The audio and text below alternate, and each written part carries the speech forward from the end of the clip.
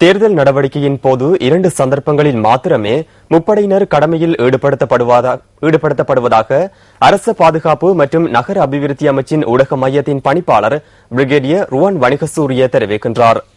கொழும்பில் இன்று முற்பகல் நடைபெற்ற ஊடகவியலாளர் சந்திப்பின் போதே பிரிகேடியர் ருவான் வணிகசூரிய இதனை குறிப்பிட்டார்.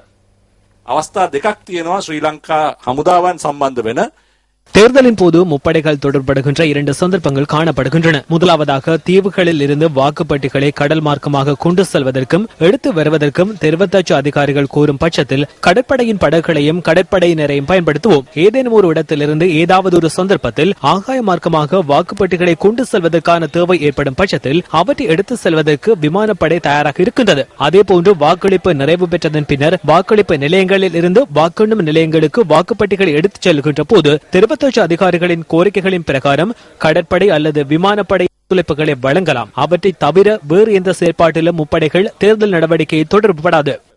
වෙනත් කිසිම ආකාරයක ක්‍රියාවකට ඡන්දය පිළිබඳව ත්‍රිවිධ හමුදාව සම්බන්ධ වන්නේ නැහැ. தற்போது சில இடங்களில் ராணுவத்தினர் கடமையில் ஈடுபடுத்தப்பட்டுள்ளமை தொடர்பில் பிரிகேடியர் ருவான் வணிகசூரிய தெளிவுபடுத்தினார். විවිධ ප්‍රදේශවල පොලිස් බල ප්‍රදේශයන්හි பல இடங்களில் கடமைகளுக்காக அமர்த்தப்பட்டிருக்கின்ற போலீஸ் உத்தியோகத்தர்கள், அதாவது வீதி சோதனை சாவடி அல்லது மின்சார விநியோக நிலையங்கள் போன்ற இடங்களில் கடமையில் அமர்த்தப்பட்டிருந்தவர்கள் விடுவிக்கப்பட்டு ராணுவத்தினர் கடமையில் ஈடுபடுத்தப்பட்டுள்ளனர். தேர்தலின் பின்னர் அந்த போலீஸ் உத்தியோகத்தர்கள் மீண்டும் கடமைகளுக்கு வரும்போது ராணுவத்தை அங்கிருந்து அகற்றுவோம். පිරිස යලි ඒ ස්ථානයට පැමිණි විගස හමුදාවේ පිරිස එතනින් ඉවත් කර ගැනීමක් සිදු වෙනවා.